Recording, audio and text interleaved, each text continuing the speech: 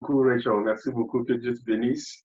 Merci également aux différents serviteurs de Dieu qui sont connectés. Je vois ton époux, je vois Maman Ponce. Que Dieu vous bénisse. Et puis, je pense que bon, nous allons partager un moment assez intéressant dans la parole. Je bénis le Seigneur pour le ministère radical pour Christ. Le nom même déjà, ça te donne envie de parler en langue. En tout cas, quand tu es quelqu'un qui aime le Seigneur et puis tu veux voir les choses de l'évangile avancer, c'est des noms qui t'attirent, c'est des noms auxquels tu veux t'associer. C'est ce genre de vision auquel tu veux t'associer. Donc, je bénis le Seigneur pour votre vie, à toi, Rachel, et puis à ton époux, à toute la famille. Et puis bon, on essaie d'apporter ce que nous pouvons. Je vois que tu fais pas mal de choses excellentes et j'aime bien les choses qui sont faites de façon excellente dans le Seigneur parce que nous avons un Dieu d'excellence, un Dieu merveilleux, un Dieu qui veut que nous marquions notre génération. Il veut que nous marquions cette terre-là sur laquelle il nous a établis, qu'il nous a donné pratiquement comme notre territoire, notre domaine de gouvernance, notre domaine où nous avons domine. Donc, il ne veut pas qu'on soit en arrière, il ne veut pas qu'on reste en marge de tout ce qui est en train de se passer, que ce soit sur le plan politique, que ce soit sur le plan économique, que ce soit sur le plan administratif, sur tous les différents plans économiques. Le Seigneur ne veut pas que nous restions en marge de cela, parce que c'est à nous qu'il a donné la gestion de la terre. C'est à nous qu'il a donné la gestion de cette planète. C'est à nous qu'il a donné la gestion de ce monde-là. Et nous avons la responsabilité, nous qui le connaissons particulièrement, de pouvoir retourner vers sa parole parce qu'elle est le fondement de toute chose. Elle est la base de toute chose et il est important que nous puissions pouvoir comprendre cette parole-là et puis occuper notre place comme il se faut véritablement dans ce monde-là. Donc aujourd'hui, nous allons parler d'un thème assez intéressant, le milieu des affaires et le chrétien dans l'après-Covid. Si vous permettez rapidement, je vais juste prier très rapidement. Seigneur, je te dis merci parce que c'est important que nous puissions savoir les temps dans lesquels nous sommes. Tu es le maître des temps et des circonstances, les saisons et toutes choses, Seigneur Jésus-Christ, sont des choses que tu connais. Tu nous as donné à nous, êtres humains, la capacité de pouvoir les comprendre, de pouvoir comprendre ces choses, de pouvoir appliquer un certain nombre de choses pour pouvoir vivre, pour pouvoir trouver notre chemin, Seigneur, dans ce monde. Je prie que tu nous donnes, Seigneur, ce soir, cet après-midi, l'intelligence de pouvoir comprendre un certain nombre de choses par rapport aux affaires, par rapport aux chrétiens, par rapport à notre place, par rapport à cette saison dans laquelle nous sommes. Et quand cette saison va finir, quelle est la place que nous devons occuper? Alors je prie que tu nous guides tout au long de ta parole ce soir, afin que nous puissions comprendre un certain nombre de choses. Que toute la gloire te revienne, Seigneur, au nom de Jésus-Christ. Amen. Amen. Alors, que Dieu vous bénisse, tous ceux qui sont connectés. Again, Rachel, merci beaucoup pour cette opportunité que nous avons de pouvoir partager sur ce thème, le milieu des affaires et le chrétien dans l'après-Covid. Dieu merci, nous avons 2 jours. C'est largement suffisant pour pouvoir développer. Et comme nous sommes convenus avec la servante de Dieu, Rachel, c'est que il y aura une partie un peu teaching et puis une deuxième partie maintenant pour les questions. Donc, certainement, elle aura les questions et puis les questions que chacun va certainement écrire et puis les poser pour qu'on puisse essayer de répondre parce qu'avec les questions, on peut approfondir davantage et puis développer ce que nous avons planifié. Donc, le milieu des affaires et le chrétien dans l'après-Covid. Donc, nous allons essayer de clarifier d'abord que le chrétien peut faire des affaires, parce que ça c'est important, je vais revenir dessus pourquoi. Le deuxième point, ce sera la volonté de Dieu, la vision de Dieu par rapport aux affaires. Le troisième point, ce sera cette période-là, le COVID-19 dans laquelle nous sommes, le COVID-19 dans laquelle nous sommes.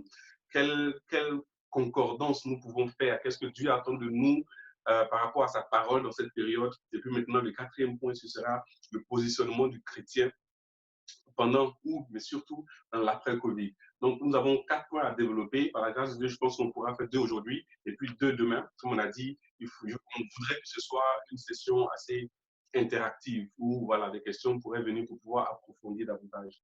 Donc, le premier point, il s'agit de clarifier, de faire comprendre que c'est biblique de faire des affaires. Et les chrétiens doivent comprendre cela. C'est biblique de faire des affaires. C'est biblique pour un chrétien de faire des affaires, de s'investir dans les affaires, de s'intéresser au monde des affaires. Et nous allons essayer de prendre quelques versets dans la Bible pour pouvoir étayer cela.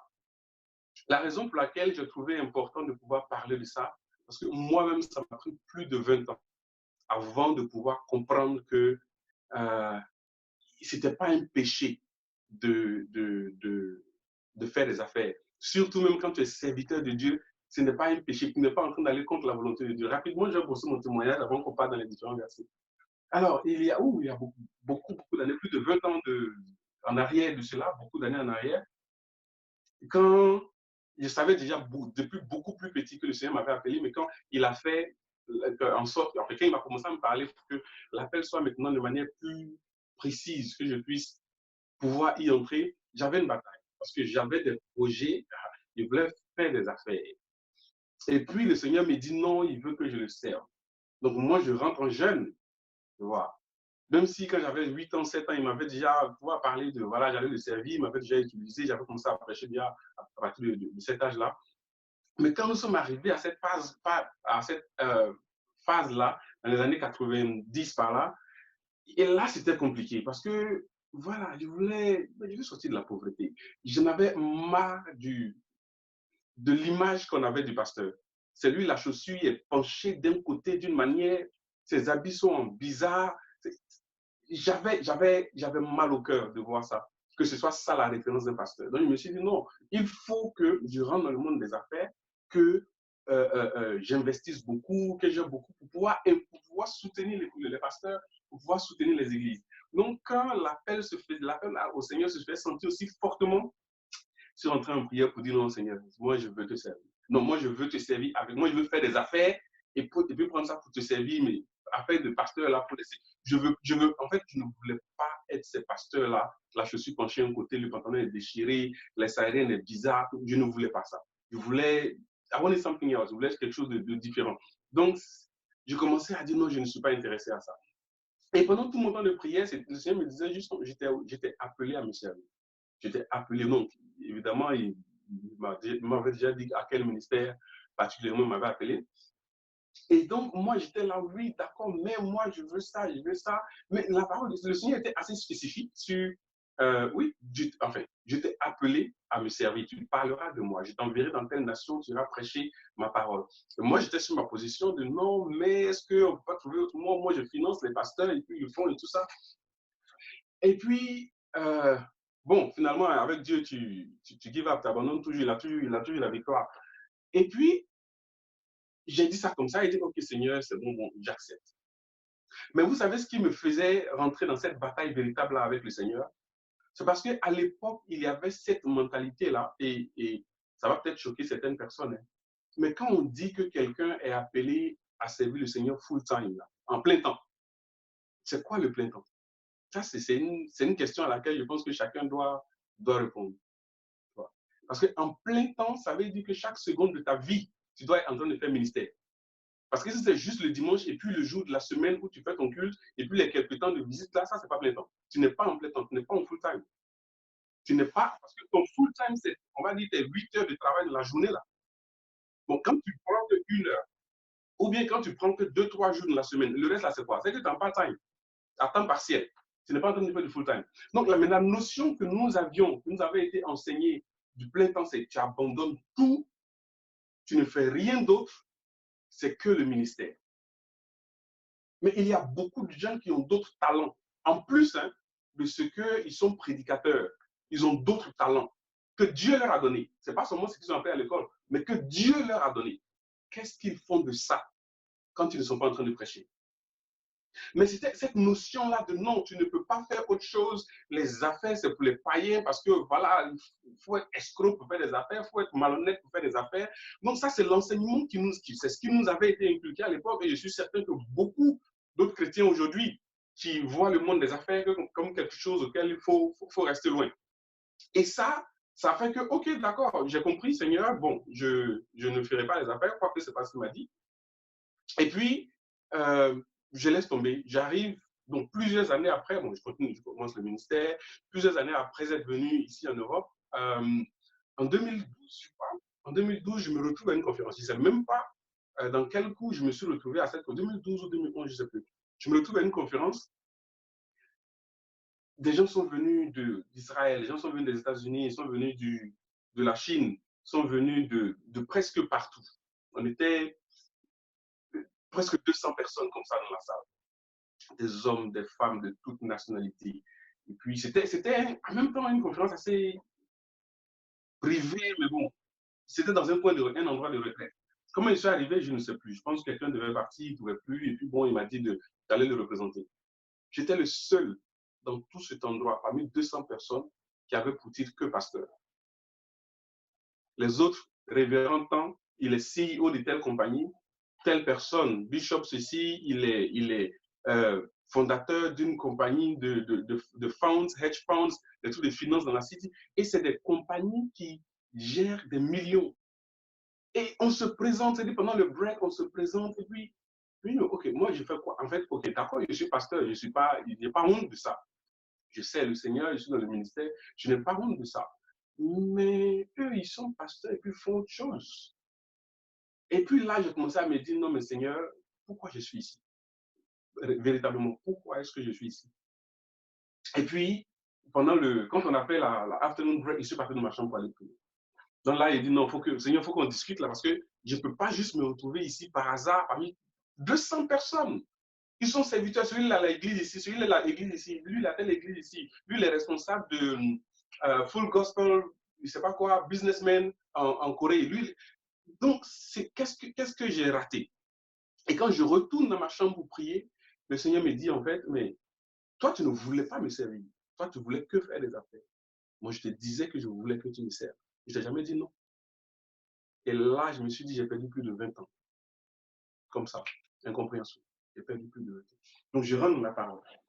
Parce que là, il faut montre-moi les fondements, montre-moi que les choses sont là. Et quand tu regardes, tu vas dans Genèse chapitre 2, tu vas voir que le Seigneur plante un jardin, comme on dit en Éden. Il y a tout dans le jardin. Adam n'a rien à faire pour manger. Tout est là. Mais le Seigneur lui dit quand même qu'il doit travailler. Travailler pour quoi? Pour faire pousser. Ça pousse déjà sans qu'il ait rien à faire. Il pouvait juste dormir. Il pouvait juste dormir, ne rien faire. Et puis tout lui était donné. Mais il fallait qu'il s'exerce à quelque chose. Il fallait qu'il contribue à quelque chose. Il fallait qu'il fasse quelque chose. Même si c'était pour faire, voilà, mettre les fleurs ensemble pour que Ève soit contente, il fallait qu'il fasse quelque chose. Donc le Seigneur lui donne quelque chose à faire. Et le Seigneur lui dit, il faut que tu le gardes. Ce que je t'ai donné, donc ce que je t'ai donné il faut que tu le gardes. En fait, ce qu'on a fait après, nous les chrétiens, c'est qu'on n'a pas gardé. Cette gestion-là, nous ne l'avons pas gardée, on l'a laissée à d'autres et qui sont en train de le faire. Et maintenant, nous trouvons que c'est mondain de faire des affaires, que c'est mondain de gérer. Ça, c'est bon. Là, aujourd'hui, on ne parle pas de l'aspect politique, mais il y a aussi ça, la gestion de l'humanité, la gestion des hommes. On a laissé, on n'a pas gardé, on a laissé. Et les autres sont en train de le faire et nous nous dissocions de cela. Voyez? Et ça, c'est quelque chose, ça, c'était un premier point. Bon, après ça, le Seigneur a continué. C'est-à-dire, après Genèse avec Adam, le Seigneur continue et on parcourt la Bible et il va. Et après, on voit tout ce qui est gestion politique, tout ce qui est gestion administrative, tout ce qui est gestion, parce qu'il devait établir un royaume. On va passer Abraham, on va passer. Et après, dans le livre de Ruth, je vais lire ce chapitre-là. Dans le livre de Ruth, Ruth chapitre 2, Ruth chapitre 2, c'est super intéressant comment le Seigneur nous montre dans sa parole différents points qui souvent on passe dessus comme ça, alors que c'est assez profond. Donc Ruth chapitre 2, le verset 4 au verset 8. Il est écrit ceci. Et voici, Boaz vint de Bethléem et il dit aux moissonneurs, que l'Éternel soit avec vous. Et ils répondirent, que l'Éternel te bénisse. Et Boaz dit à son serviteur chargé de surveiller les moissonneurs, à qui est cette jeune femme? Le serviteur chargé de surveiller les moissonneurs répondit, c'est une jeune femme moabite qui est revenue avec Naomi du pays de Moab. Elle a dit, permettez-moi de glaner et de ramasser les épis entre les gerbes, derrière les moissonneurs.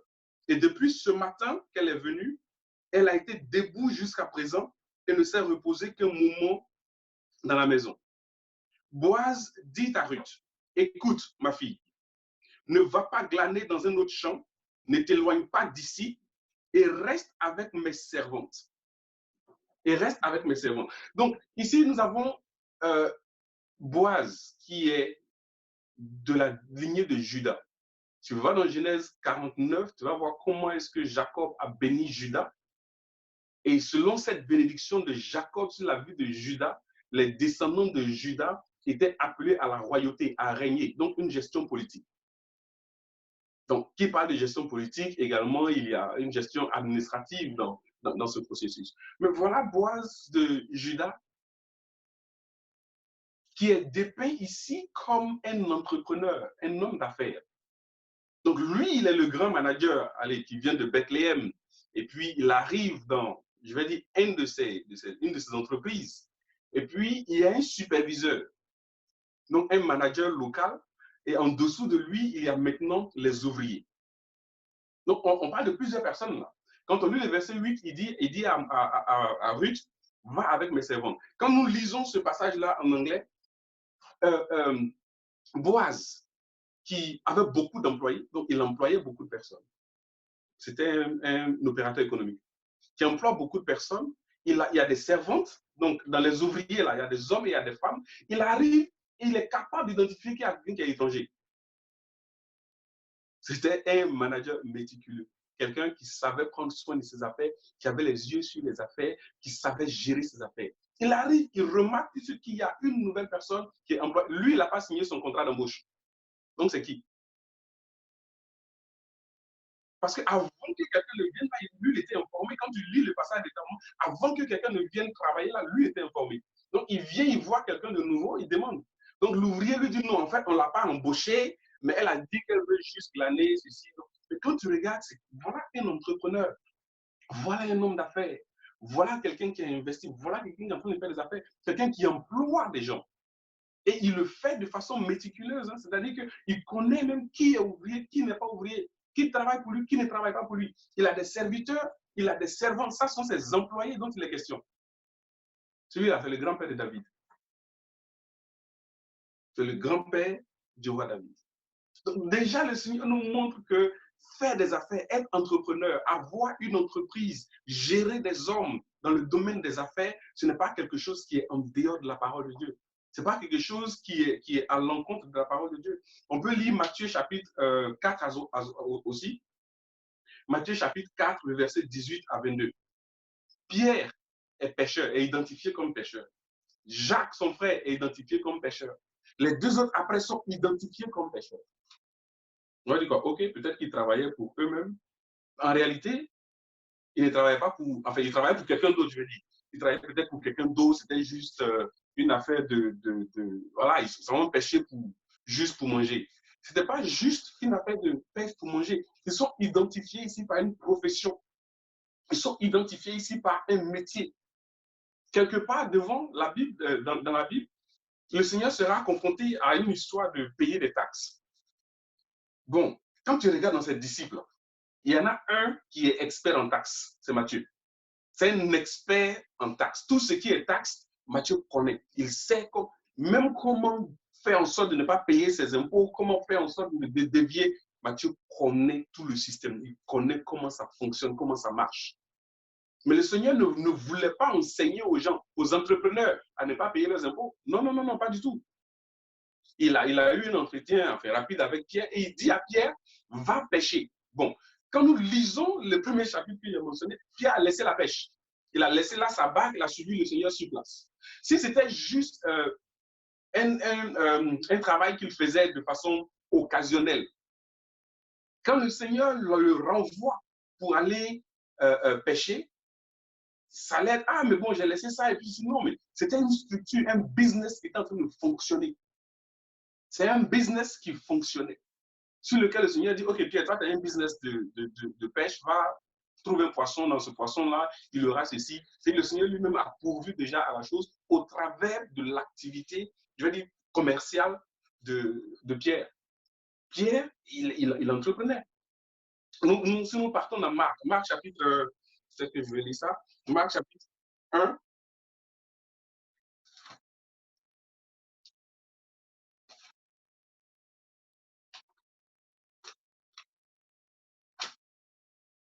Peut-être que je vais lire Marc chapitre 1.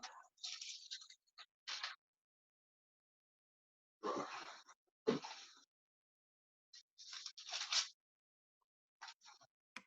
Dans le verset, je peux le lire pour toi, pasteur. Ah, d'accord. OK. Marc chapitre 1, verset 19 et 20. Marc 1, 19 à 20, je lis. Étant allé un peu plus loin, il vit Jacques, fils de Zébédée, et Jean, son frère, qui eux aussi étaient dans une barque et réparaient les filets. Aussitôt, il les appela, et laissant leur père Zébédée dans la barque avec les ouvriers, ils le suivirent. Amen. Ils laissaient leur père dans la barque avec qui? Les ouvriers. Les ouvriers. Donc, voilà une industrie qui employait des gens. Voilà un family business, une affaire de famille qui employait des gens. Donc, Jésus, il a vu même des gens qui sont investis dans les affaires. Et puis, il les a encouragés, il les a appelés. Il les a appelés à le servir. Donc, on parcourt la Bible, on voit qu'il y a plein de choses comme ça. Dans Marc chapitre 6, le verset 3. Marc chapitre 6, le verset 3. Marc 6, verset 3. Mm-hmm. N'est-ce pas le charpentier, le fils de Marie, le frère de Jacques, de José, de Jude et de Simon, et ses sœurs ne sont-elles pas ici parmi nous? Il était pour eux une occasion de chute. Amen. N'est-ce pas le quoi? Le charpentier. Il y a un domaine d'activité qui est attribué à Jésus. Dans une autre partie, on dit, mais n'est-ce pas le fils de Joseph le charpentier? Mais ici, là, on précise, mais lui, on le connaît en tant que charpentier. On le connaît, il exerce une profession. Bon, quand Jésus, on fait référence à lui en tant que charpentier, je pense que si c'était qu'il fabriquait juste des petits tabourets pour lui à la maison avec sa maman et puis son papa, il ne serait pas vraiment considéré comme charpentier. Mais c'est parce que il les fabriquait, c'est vrai, il va les avoir à la maison, mais il les fabriquait, donc depuis Joseph et jusqu'à lui, il les fabriquait et il les vendait aussi. Quand tu vas dans n'importe quel business school, une école d'économie ou une école d'affaires où on enseigne les affaires, on va te dire qu'un business, c'est produit ou bien service et puis client. Donc, la demande et l'offre. Donc, tu as la demande, tu as l'offre. Tu as le fournisseur, tu as le client. Tu as la demande, voilà, on va t'enseigner ça. Si Jésus fabriquait, s'il fabriquait juste son tabouret pour lui, bon, il allait la couper du bois, il a fait son tabouret, ça c'est lui. Mais il était identifié en tant que charpentier parce qu'il produisait quelque chose pour le besoin de quelqu'un. Il avait un produit qu'il mettait à la disposition des gens qui en avaient besoin. Bon, selon la définition qu'on nous donne dans les écoles d'affaires, dans les écoles de commerce, business school. Et puis, c'est qu'il faisait là. Quelle est la différence? Et puis, imaginez-vous, hein, on est charpentier, donc quelqu'un qui travaille du bois d'une certaine qualité, qui fait des choses extraordinaires dans un endroit désertique, où il n'y a pas beaucoup de bois. Vous pensez que les produits vont coûter moins cher? Non, c'était un business de qualité, de classe, de luxe. Parce que là-bas, ils peuvent rapidement construire quelque chose avec des pierres parce que l'endroit est un peu désertique. Mais trouver du bois pour faire de très bons meubles en bois, ça, c'est voilà, ce qu'on appelle aujourd'hui les grandes marques. Donc, Jésus, lui, avait une activité. On lui attribue ici une fonction qui peut être liée à une profession, qui peut être liée à des affaires. Parce qu'il produisait pour les mettre à disposition des gens qui en avaient besoin. Donc après, écoute, j'ai continué à avancer dans cela plutôt. Et puis, on va lire un dernier chapitre pour clore cette partie et aller à l'autre. C'est Luc chapitre 19, verset 13. J'aime beaucoup le livre de Luc aussi. On dirait que mon livre préféré, c'est Genèse, apparemment. Luc chapitre 19, verset 13. Luc 19, verset 13, je lis la parole. Il appela 10 de ses serviteurs, leur donna 10 000 et leur dit, faites-le valoir jusqu'à ce que je revienne. D'accord. Il appela ses serviteurs, et là, c'est le Seigneur qui parle. Dans cette parabole, c'est Jésus qui parle, lui-même qui parle. Et il commence par dire que le royaume des cieux est. Il est en train de décrire le royaume. S'il y a une chose que Jésus a prêché, c'est le royaume. Donc, pour nous faire comprendre le royaume, il nous donne une image. Et quand tu vas en profondeur pour étudier les mots qui sont utilisés ici. L'expression qui dit faites-le valoir. Tu vas prendre la version en anglais, New King James, ils vont te dire do business, faites des affaires. Donc Jésus est en train de nous démontrer c'est quoi le royaume et il nous parle de quelqu'un qui s'en va avoir de la promotion pour être roi. Maintenant, quand il revient en tant que roi, pour que son royaume puisse grandir, pour que son royaume puisse prospérer, il donne la possibilité à ses ouvriers de dire faites des affaires. Faites des affaires. Étudiez ce mot-là. Ça veut dire do business. Faites des affaires. Investissez. Faites des affaires. Donc le Seigneur Jésus lui-même qui est en train de nous enseigner le royaume, il fait mention d'un élément important ici, le fait de faire des affaires. Donc ça, c'est le point pour dire en fait que le chrétien peut s'investir dans le milieu des affaires. Le chrétien a sa place dans le milieu des affaires. Le chrétien doit s'intéresser au milieu des affaires, aussi longtemps que nous comprenons le principe des affaires. Parce que les affaires, en réalité, c'est quoi? Comme j'ai dit, tu as une solution à un problème. Tu apportes une solution à un problème. Tu as un produit ou un service et puis tu as un client. Si tu as quelque chose qu'il n'y a pas de client et qui ne répond pas à un besoin, you are not in business. Tu n'es pas en affaires. Je veux prendre un dernier point. Acte chapitre 24, le verset 26.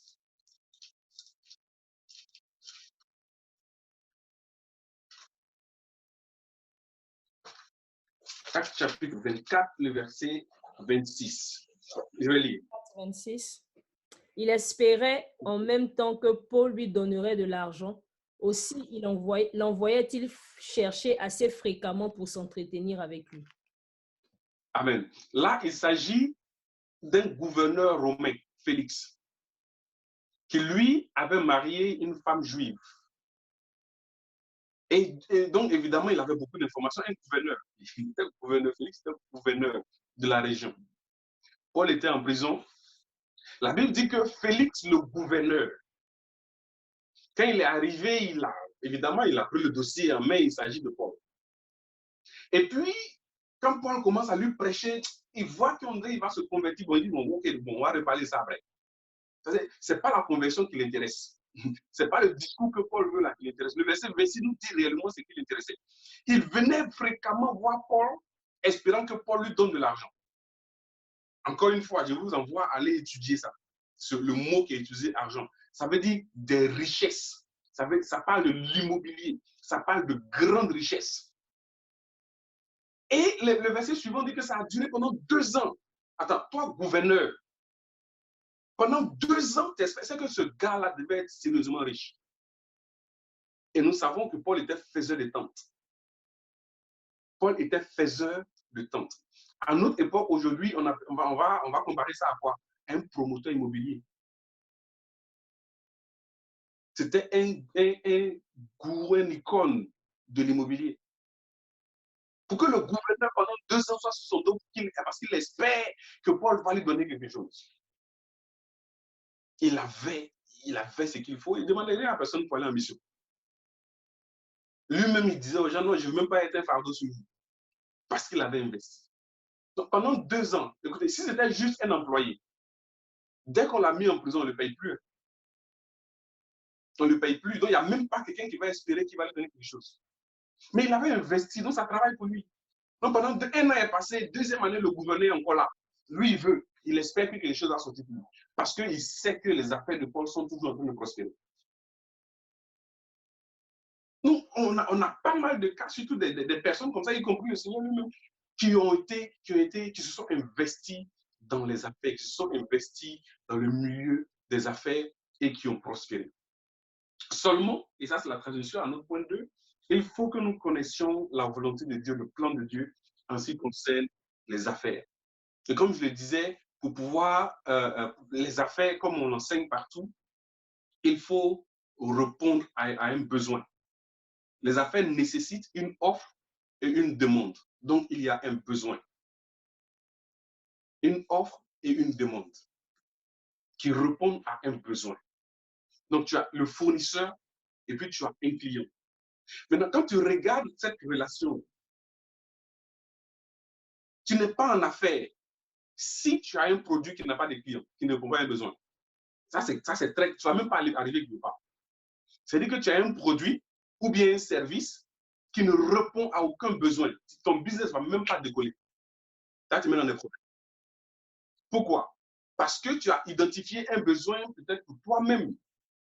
Quelque chose peut-être qui répond à toi, ton besoin. Mais est-ce que ça répond aux besoins de l'autre? Et tant que tu ne réponds pas aux besoins de l'autre, you don't have any business. Un business, une affaire doit répondre, doit être une solution à quelque chose, doit répondre à un besoin, doit couvrir un besoin. Parce que c'est ça, dans une affaire, dans un business, il y a deux entités. Il y a le fournisseur, soit du produit ou bien du service, et puis tu as le client. Bon, dans le fournisseur, tu peux avoir des gens au milieu, des entrepreneurs qui sont peut-être des distributeurs, des sous-distributeurs. Tout ça, je les mets dans le groupe A, qui est le groupe de fournisseurs, de ceux qui ont le produit ou le service. Et puis tu as le consommateur. Donc, qu'est-ce qui se passe ici? Il y a une relation d'interdépendance entre les deux. Une relation d'interdépendance entre celui qui a une solution et celui qui a besoin de la solution. Celui qui a besoin de la solution a besoin de l'autre qui a la solution. Celui qui a la solution a besoin de celui qui en a besoin pour qu'il puisse avoir cet échange, pour qu'il puisse avoir cette transaction. Le business, c'est ça, c'est une transaction.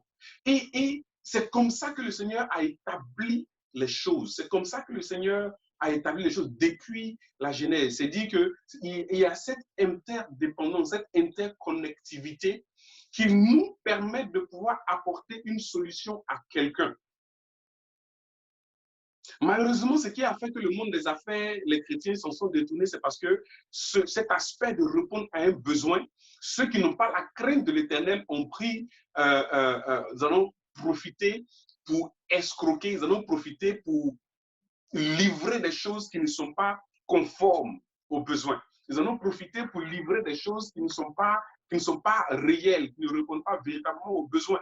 Ils ont fait de la contrefaçon par rapport aux besoins des autres. Mais en réalité, le Seigneur voulait, écoutez, quand le Seigneur Jésus-Christ rentrait dans son je ne sais pas de laboratoire, dans sa maison pour aller fabriquer une chaise, pour aller fabriquer une table, c'est parce qu'il savait que le voisin là-bas a besoin de table et il a fait une demande. Il ne va pas aller fabriquer quelque chose qui ne fonctionne pas parce qu'il veut pouvoir vendre plus après. Quand Paul fabriquait ses tentes, pour qu'il puisse rester pendant 2 ans et le gouverneur pense encore qu'il avait de l'argent, c'est parce que ses produits étaient efficaces et répondaient à des besoins spécifiques. Certainement que le gouvernement romain, l'Empire romain même était un de ses clients parce qu'il faisait de bons produits. Donc, l'unité de l'humanité, parce qu'il n'y a aucun moyen que quelqu'un soit en affaire avec un chien. Il n'y a aucun moyen que quelqu'un soit en affaire avec un chat. Il n'y a aucun moyen que quelqu'un fasse affaire avec un animal. Ton business ou ton produit peut être le end user, l'utilisateur final, peut être un animal, mais c'est parce qu'il y a un homme avec qui tu es en affaire qui va l'utiliser pour son animal.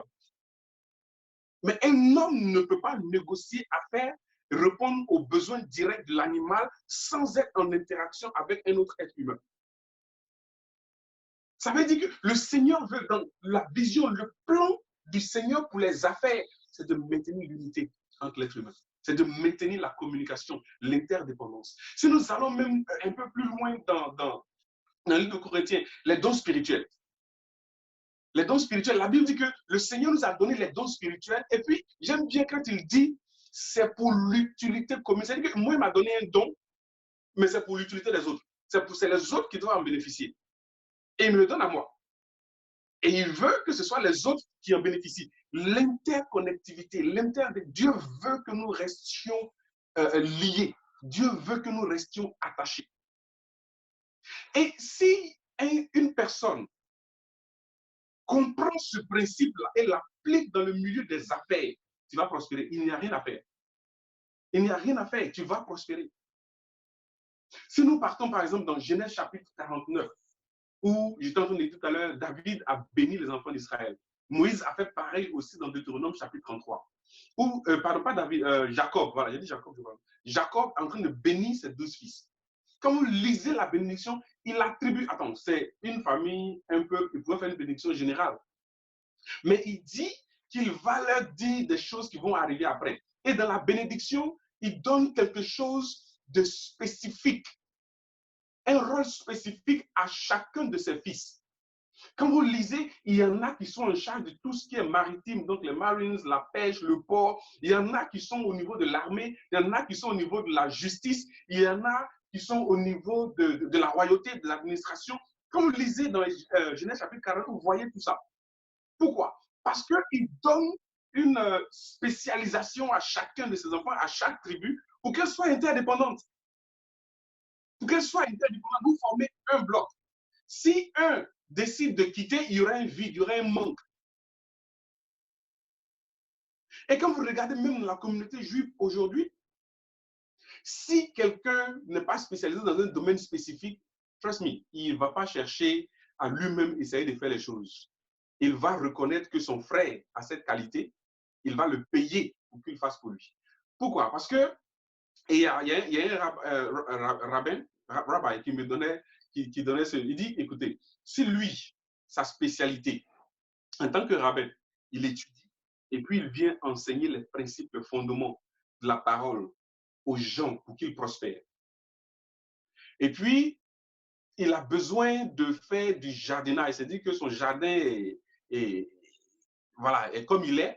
Et lui, il n'est pas très fort dedans. C'est pas son plus, voilà, il n'est pas très fort dedans. Il va passer 2 heures à faire son petit jardin, alors qu'il connaît quelqu'un qui a 2 blocs là-bas, qui lui va faire 30 minutes et puis il va faire un très, très bon travail. La seule chose qu'il a à faire, c'est le payer pour le service. C'est le payer pour le service. Maintenant, si lui, il ne veut pas reconnaître la valeur de celui qui est fort dans le jardinage et que lui-même veut le faire, il va passer 2 heures à ne pas être productif parce qu'il ne veut pas payer l'autre. Alors que s'il appelle celui qui est fort en jardinage, il lui paye ce qu'il doit, le gars lui fait un travail super, il n'aurait pas perdu 2 heures à ne pas être productif parce que ce dans quoi il est fort, il aurait gagné 2 heures de plus pour performer beaucoup plus, pour avoir une plus grande performance. Donc, si nous comprenons ce principe d'interdépendance, d'interconnectivité, et que nous l'appliquons dans le milieu des affaires, parce que c'est là le plan de Dieu. Quand nous regardons le principe fondamental des affaires, comme j'ai dit, il y a le fournisseur et puis le client. L'un ne peut pas être sans l'autre. Si tu as un produit qui n'a pas de client, tu tombes. Tu es client et puis il n'y a pas de produit, il n'y a rien. Nothing's happening, il n'y a rien qui avance. Donc le Seigneur lui-même a mis ce principe-là pour que nous comprenions que son plan, même dans les affaires, c'est d'être interdépendant.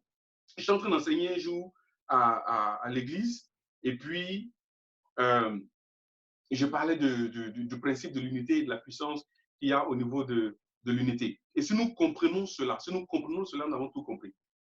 Par exemple, quand tu prends la Bible en hébreu, Genèse chapitre 1, que tu prends en hébreu et que tu lis jusqu'à toute l'histoire de la création, quand tu prends les mots qui sont utilisés individuellement, c'est-à-dire que tu ne le comptes pas 2 fois quand tu les répètes, tu le prends en individuel, il y a 92 lettres, non, pas 92 mots qui sont utilisés, que Dieu a utilisé dans tout le processus de la création, avant que Genèse ne passe à autre chose.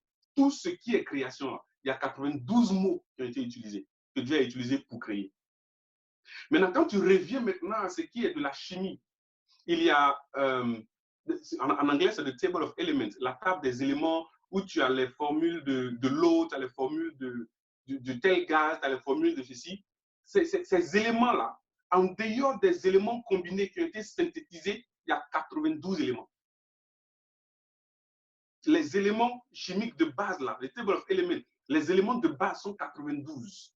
Est-ce que c'est un hasard que tout ce qui est principe de création, les mots utilisés sont 92 et que les éléments chimiques qui constituent tout ce qui est la Terre, tout ce qui est vivant, sont 92. Je ne pense pas que ce soit un hasard. Maintenant, le Seigneur Jésus-Christ nous dit que nous sommes le sel de la terre.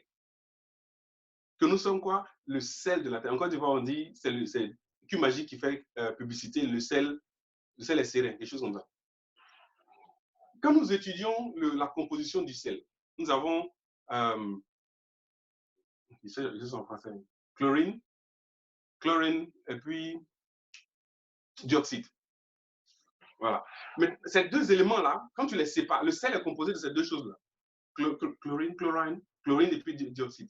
Ces deux éléments-là, si tu les sépares, sont des éléments dangereux. Tu prends l'autre, tu vas te créer des problèmes. Mais si tu les combines ensemble, ils deviennent quelque chose de nécessaire auquel le Seigneur veut que nous ressemblions. Maintenant, ces deux éléments séparés, tu vas voir qu'il y a un qui a une molécule de plus. Et dans sa composition, là, il a une molécule de plus et l'autre a une molécule en moins. Ce qui se passe, c'est quoi? Un a quelque chose à offrir que l'autre a besoin. Et donc, tu mets les deux ensemble, dioxyde de chlorine, ça donne le sel et ça fait quelque chose de parfait auquel le Seigneur veut que nous ressemblions. L'interconnectivité. Livrer, donner à l'autre ce dont il a besoin.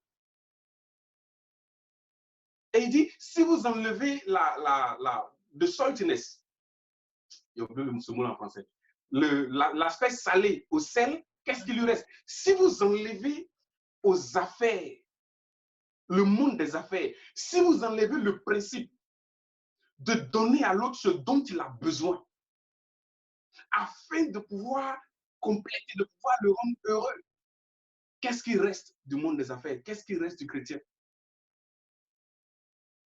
Amen. Donc, il y a tout cet aspect-là au niveau des affaires qu'il nous faut comprendre. Voici le principe de Dieu. Quand tu regardes autour, quel est le problème ou la situation pour laquelle tu as une solution? Il y a un besoin quelque part auquel tu dois répondre. Il y a un besoin quelque part auquel tu dois répondre. Dans Actes chapitre 4, la Bible parle il n'y avait pas d'indigents au milieu d'eux parce que justement, chacun avait compris que, oh, voilà, ces Juifs-là qui ont quitté leur pays, ils sont venus pour la célébration de la Pentecôte et puis finalement, ils se sont convertis, ils sont restés avec nous. Ils n'ont pas de biens ici. Les autres sont allés prendre leurs biens, les mettre à leur disposition. Ils ont répondu aux besoins des autres. Le principe, la vision, le plan de Dieu pour les affaires, c'est de répondre à un besoin. On ne rentre pas en affaire pour aller escroquer. On ne rentre pas en affaire. Tu vas te faire de l'argent. Ce qui est sûr, tu vas te faire de l'argent. Pourquoi? Et j'aime bien comment un autre ami rappelle how he puts it, comment il le présente. Il dit, l'argent, en fait, c'est la preuve que tu as servi les autres enfants de Dieu. Donc, si tu comprends le principe de fonctionnement des affaires qui est d'apporter une solution aux besoins d'un enfant de Dieu ou d'une créature de Dieu, si tu comprends ce principe-là, alors tu auras une récompense qui prouve que tu as servi les autres enfants de Dieu. Et comment il le décrit? Il dit ceci. Si, par exemple, lui, il a servi un frère A, il a répondu aux besoins d'un frère A, il a servi un enfant de Dieu en lui offrant quelque chose dont il a besoin. Et puis, lui, maintenant, à son tour, il a besoin de quelqu'un, par exemple, pour venir faire son toit. Parce que peut-être que le toit coule, il a besoin de quelqu'un qui vienne faire son toit. Et la personne lui dit, ah, je peux le faire, mais il faut que tu me prouves que toi, tu es aussi utile à l'humanité. Et donc, il se rappelle, ah, mais il y a telle personne qui avait un besoin à qui j'ai rendu service. Donc, si toi, tu as besoin que je te prouve que je suis un être utile à l'humanité, alors je vais lui demander qu'il me donne un certificat. Ce certificat, ça peut s'appeler dollar, ça peut s'appeler euro, ça peut s'appeler pound, ça peut s'appeler CFA. Que la personne lui donne. Et quand lui vient et que celui qui doit réparer son toit a fini son travail, il lui dit, ah merci. Mais bon, comme tu dois aller acheter du matériel, ils vont te demander si tu as servi quelqu'un d'autre. Tiens ton certificat. Je te donne un certificat qui te prouve que tu m'as servi, que tu as réparé mon toit. Ça peut s'appeler CFA, ça peut s'appeler euro, ça peut s'appeler yen, ça peut s'appeler ceci. Donc, plus tu sers les gens, plus on te donne des certificats. Plus tu réponds à des besoins, plus on te donne des certificats. Donc, tu t'investis dans les affaires, plus tu pourvois, tu apportes des solutions à un besoin, plus tu as de la richesse, plus tu as de l'argent. Donc, voilà le principe, comment est-ce que l'argent fonctionne. Et les Anglais appellent ça currency parce qu'il faut que ça circule. Il faut que tu... Voilà. Donc, ceux qui ont servi beaucoup, ils ont beaucoup. Espérons qu'ils aient servi de manière... En espérant qu'ils ont servi de manière honnête en répondant à un besoin. Mais la chose est que c'est un principe. Répondre à un besoin. Ça, c'est le principe fondamental que Dieu même a établi, depuis la Genèse jusqu'à partout où nous allons. Mais donc, ça, c'est le principe, la volonté, le plan de Dieu par rapport aux affaires, le plan de Dieu par rapport à comment est-ce que nous, en tant que chrétiens, nous devons faire des affaires. Donc, dans un premier temps, c'est biblique de faire des affaires. C'est biblique pour un chrétien d'intégrer le milieu des affaires, mais il faut comprendre la volonté, le principe de Dieu par rapport aux affaires. Il y a des besoins, et demain quand on va aborder ça, je vais donner peut-être quelques exemples concrets qu'on appelle business ideas. Il y a des besoins qui sont là. Il y en a énormément. Énormément. Nous prions le Seigneur. Si nous prions le Seigneur, Seigneur, je veux pouvoir répondre à un besoin. Je veux être utile à l'humanité. Je veux servir les autres enfants. Parce que faire des affaires, c'est servir les autres enfants de Dieu. J'apporte une solution. Mais évidemment, pour que toi, tu puisses avoir ton raw material, ce mot-là m'a dit ça, matière brute. Voilà. Pour que tu puisses avoir ta matière brute, il faut que tu ailles acheter peut-être ta matière brute quelque part.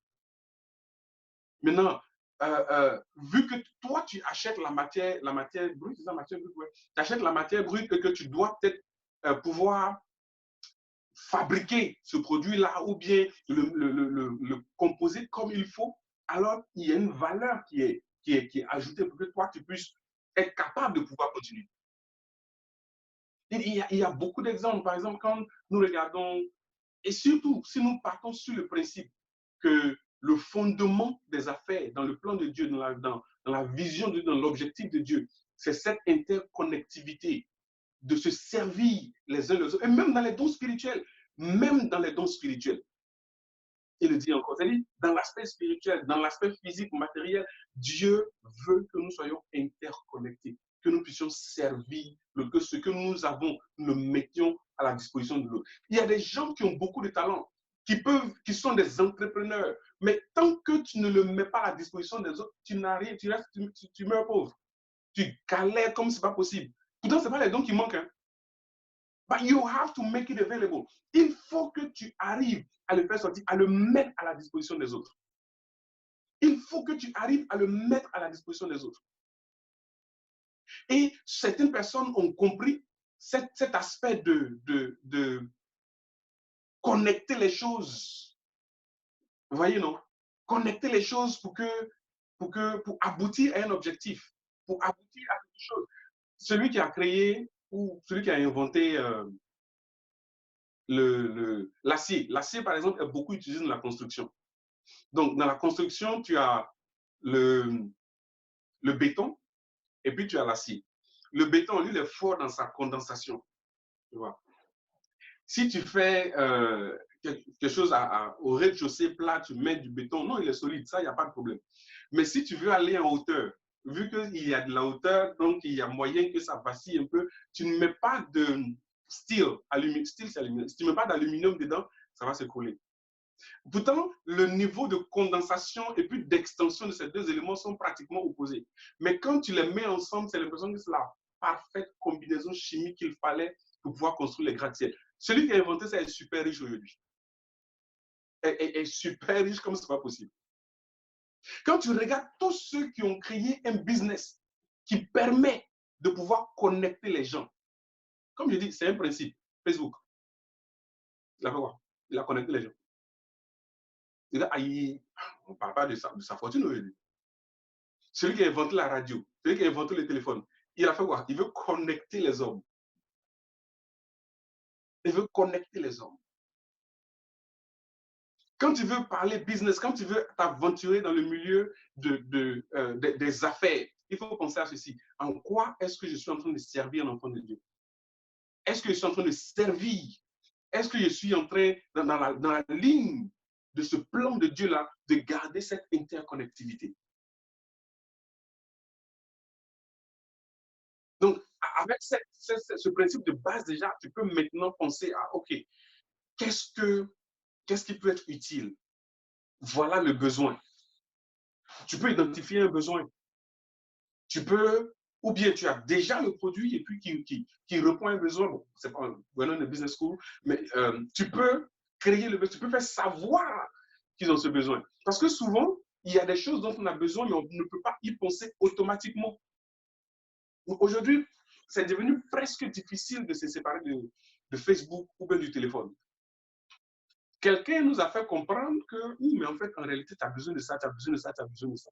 Et maintenant, c'est devenu non, j'ai besoin de ça absolument. Et puis, ils vendent énormément parce que ça nous permet de pouvoir rester connectés. Aujourd'hui, nous sommes là, nous sommes en ligne. Il y a confinement presque général. Rachel est chez elle, moi je suis chez moi. Là, on est connectés en ligne. Il y a des gens peut-être qui nous regardent, je ne sais pas quel pays, on est connecté, on est pratiquement dans le même moment, peut-être à intervalle de quelques secondes, on est en train d'échanger. Bon, vous pensez que celui qui a créé cette plateforme Zoom, il n'est pas en train de se faire de l'argent chaque seconde qu'on est en train de passer ici? Bien sûr. Pourquoi? Parce qu'il permet que nous puissions connecter ici, nous puissions venir ensemble. Donc le principe de l'interconnectivité du plan de Dieu.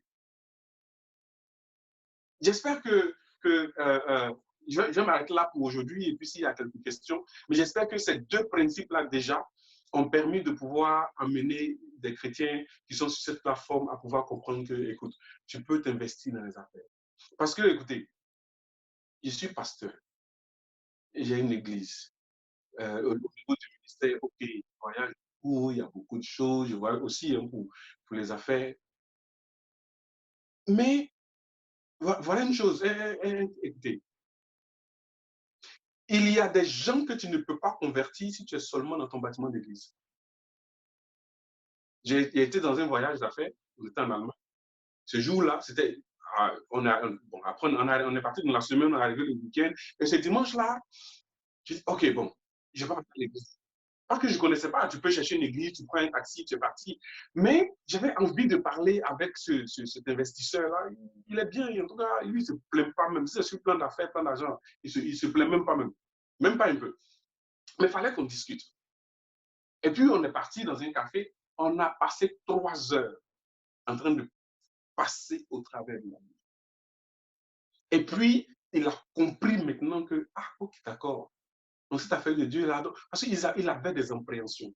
Il y a des hommes d'affaires qui ont des appréhensions sur les chrétiens parce que bon, beaucoup de nos collègues aussi, on a gâté notre nom. Je vous donne un exemple pourquoi je dis ça. Quand nous prenons le livre de Luc, Luc était un médecin-chercheur. C'est écrit dans la Bible, dans Colossiens. C'était un médecin. Il a fait, maintenant, là c'est maintenant au niveau de l'histoire, il a fait sa formation au niveau de Antioche. Très bonne école de médecine. Donc, c'était un médecin-chercheur très bien, très respecté dans sa pratique, dans sa profession, voilà. Et puis, c'était un homme de renommée. Parce que quand on lit le livre de Luc, au début, là, il écrit à quelqu'un qui s'appelle Excellent Théophile. Bon, souvent, hein, on dit que c'est l'expression pour dire ceux qui aiment Dieu, les enfants de Dieu. Mais quand tu regardes la façon dont il dit le même titre dans Actes des Apôtres, parce que c'est lui aussi qui a écrit Actes des Apôtres, c'est pas, il y a ce titre-là qui monte quelque part. Attends, je suis juste en train de courir là-bas rapidement.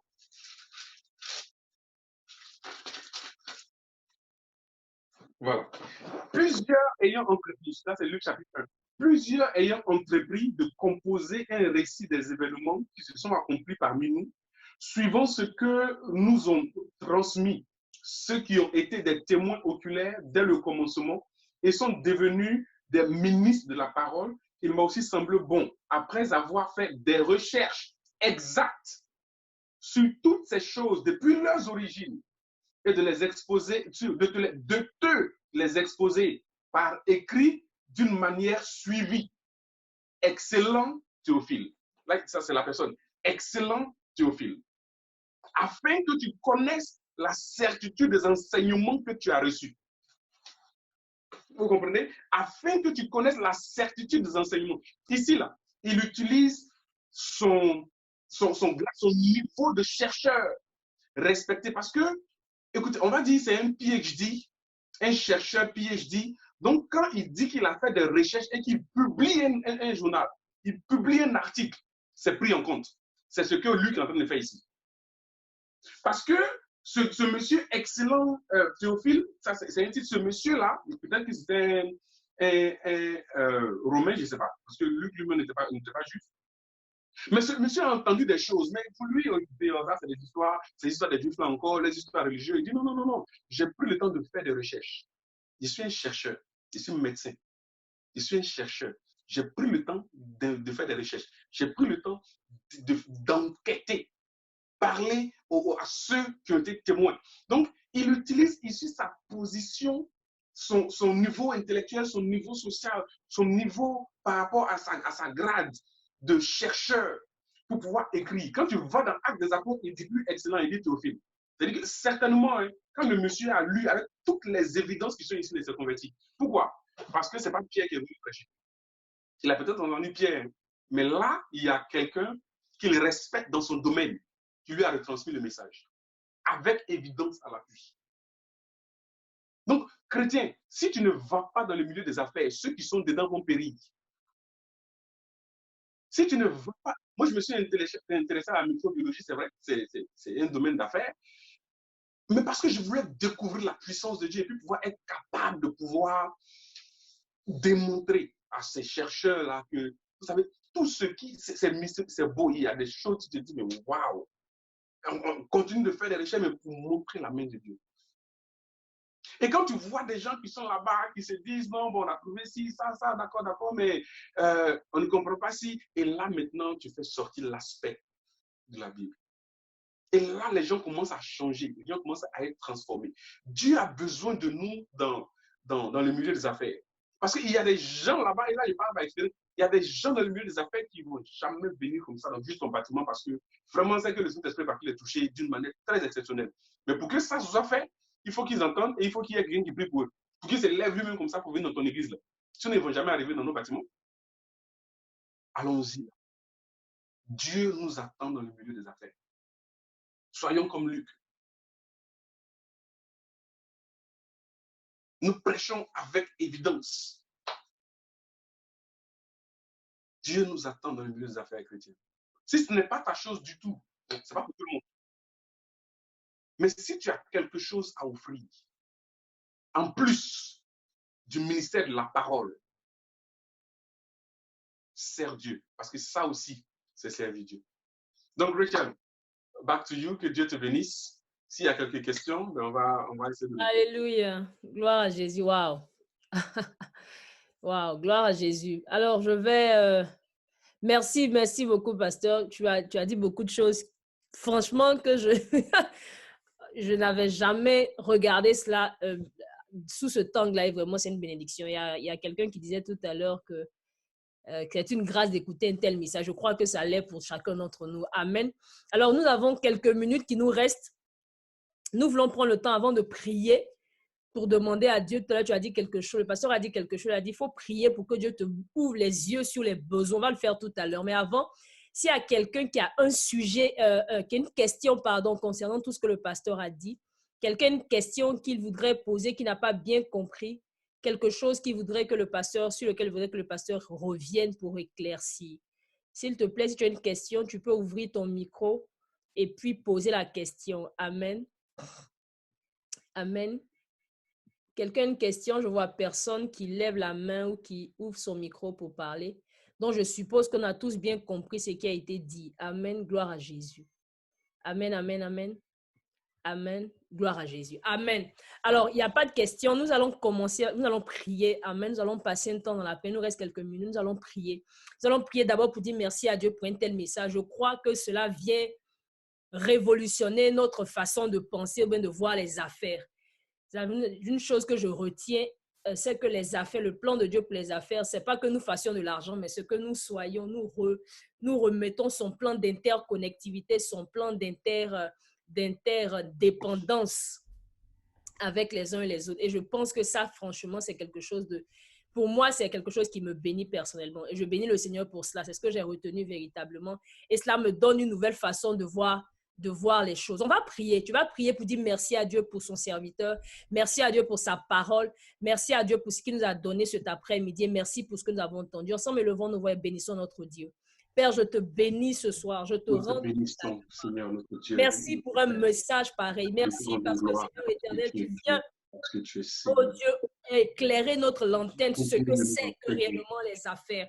Oh Père, nous avons longtemps, en tout cas, j'ai longtemps pensé que c'était véritablement passé dans les affaires parce qu'il fallait avoir de l'argent pour entrer. Oh Dieu, de grâce et de miséricorde, pour financer le ministère ou même être à l'abri du besoin. Mais là, tu veux nous donner une autre vision de la chose, ton plan véritable, que réellement nous puissions être une source de bénédiction pour l'humanité, être un canal au travers duquel tu te sers pour justement pour répondre aux besoins de l'humanité. Que ton nom soit béni, Seigneur. Merci pour ton service. Merci pour une parole comme celle-là. Que la gloire, la louange et l'élévation te soient rendues à jamais. Oh Père, je te bénis. Je suis reconnaissante, Éternel, pour ce temps-là. Je suis reconnaissante pour cette opportunité. Que la gloire, la louange et l'adoration te soient dues à jamais. Amen. Tu vas maintenant prier. Tu vas demander à Dieu, Seigneur, ouvre mes yeux, afin que je puisse regarder, puisse voir autour de moi les besoins qui sont autour de moi. Je puisse voir, c'était certainement, tu n'avais pas forcément vu les besoins autour de toi. Je me rappelle en 2000, je crois que c'était en 2015 ou en 2015-2017, j'avais également, je passais par des période difficile, je priais, je pleurais devant Dieu, je dis, mais moi, je suis venu sur la terre pour accompagner les autres. Et le Seigneur m'a dit ceci, il m'a dit, Christ en toi, l'espérance de la gloire. Mais je vous assure qu'après cela, j'ai commencé à prier, j'ai commencé à ouvrir mes yeux et j'ai commencé des idées, j'appelle ça des rafales, des idées ont commencé à jalonner mon esprit. Et c'est là que j'ai commencé à faire un certain nombre de choses. J'ai commencé à entreprendre un certain nombre de choses parce que des idées ont commencé à pop. J'ai eu comme ce cahier-là, un cahier où j'ai littéralement des idées. Je crois que le Seigneur donne des idées. Amen. Lorsque Jacob était fatigué de l'oppression que son oncle lui donnait, Dieu lui a donné l'idée géniale de pouvoir faire ce qu'il a fait pour devenir riche. Tu vas prier, tu vas dire, Seigneur, ouvre mes yeux afin que je puisse voir autour de moi les besoins qui se présentent et que je puisse être une solution pour ces besoins. Ouvre mes yeux, donne-moi des idées. Peut-être que tu as de l'argent, mais tu ne sais pas dans quoi investir. Dis à Dieu, ouvre mes yeux. Peut-être que tu as des idées, mais tu ne sais pas comment commencer. Dis à Dieu, ouvre mes yeux. Parle à Dieu, parle à Dieu. Oh Dieu de grâce et de miséricorde, toi qui es fidèle et qui es juste, tu es bon. Oh Dieu, tu es bon. Éternel, je viens devant toi, toi qui donne l'intelligence, toi qui ouvre l'entendement. Toi qui donnes des idées géniales, je prie que tu me donnes des idées, esprit de conseil, esprit d'intelligence, esprit de connaissance, oh esprit de force, esprit de crainte de l'Éternel, esprit de connaissance de Dieu. Je prie, oh Saint-Esprit, que tu illumines les yeux de mon cœur, que tu me montres, Éternel, les armées, ce que tu attends de moi, que tu me montres comment je peux être une bénédiction pour mon entourage, comment je peux être une bénédiction pour mes frères et mes sœurs, comment je peux être une bénédiction pour mon église, pour ma communauté, comme tu peux être une bénédiction pour mon pays, pour cette nation qui m'a accueilli. Parle à moi, Jésus, ouvre mes yeux dans des rêves éternels des armées, au travers des causeries avec des frères et des sœurs, de façon, ouvre mes yeux, afin que je vois des besoins éternels des armées qui ne sont pas, des besoins qui ne sont pas pourvus, afin de pouvoir à ces besoins. Je t'en supplie, Éternel, je t'en supplie, Éternel, je t'en supplie, Éternel. Oh Dieu, ouvre mes yeux, ouvre les yeux de tous mes frères, ce sont connectés à cette plateforme cet après-midi. Père, ceux qui sont déjà dans l'entrepreneuriat, Père, donne-leur davantage d'étendre leur cordage. Ceux-là, Éternel, qui sont aspirants, ouvre les yeux. Ceux-là qui ont peut-être des ressources, mais qui ne savent pas comment commencer, ouvre les yeux. Donne l'intelligence, donne la sagesse, étends ta main et glorifie ton Saint-Nom dans nos vies. Seigneur, nous savons que c'est ton plan. Nous savons que c'est ta volonté. Le monde attend la révélation des fils. Le monde également nous attend, Éternel, les armées, pour que nous puissions apporter des solutions. La dernière fois, ton serviteur nous disait qu'après, dans les réveils, ce qui a suscité, c'est les chrétiens qui ont vu des inventions géniales. Je prie, Éternel, que tu nous donnes d'être ces chrétiens-là, d'être des hommes et des femmes qui puissent se positionner pour être une source de bénédiction dans cette génération. Merci parce que tu le fais. Alléluia. Gloire à Jésus. Je veux t'encourager réellement à continuer de prier dans cette optique, continuer de prier dans cette même lancée. Le message, il a été enregistré.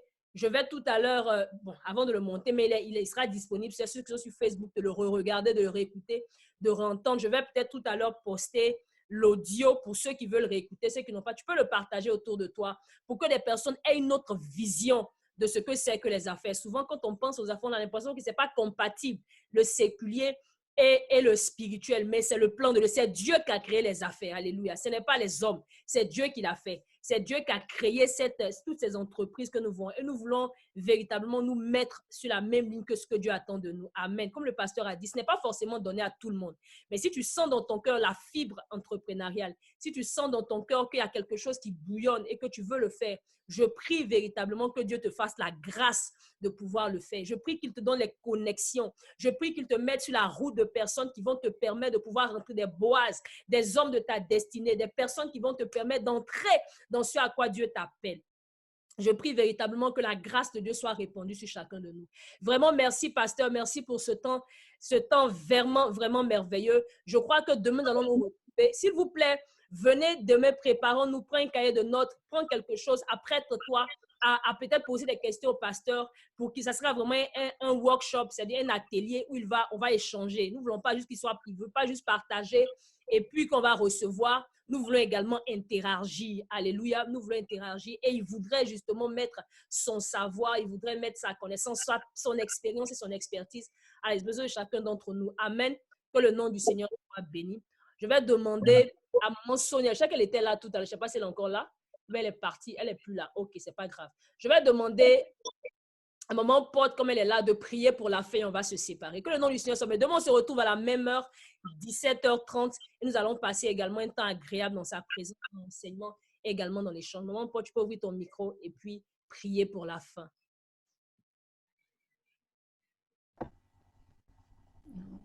Alléluia. Nous allons nous recommander dans la grâce de Dieu. Père Tout-Puissant, éternel mon Dieu et mon roi, je te dis merci pour ce message de liberté, pour ce message, Père Tout-Puissant, de libération.